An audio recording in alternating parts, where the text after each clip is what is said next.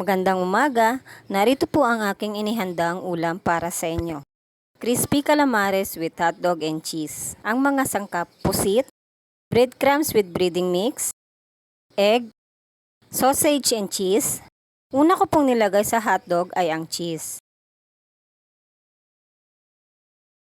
Kung mapapansin nyo po, hiniwa ko po yung calamares, tinanggal ko po yung ulo. Kailangan po malinis ang loob nito bago natin ipasok yung hotdog na may cheese.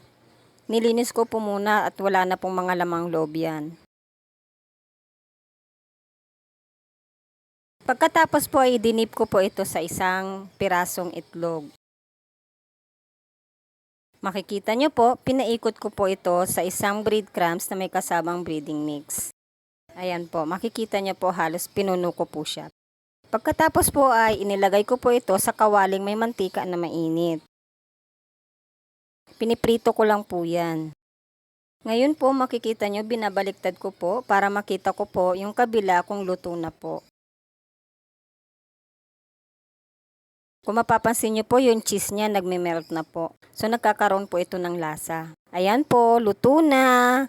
Charang! Thank you for watching. Sana po ay nagustuhan ninyo ang aking inihandang ulam para sa inyo. Salamat po!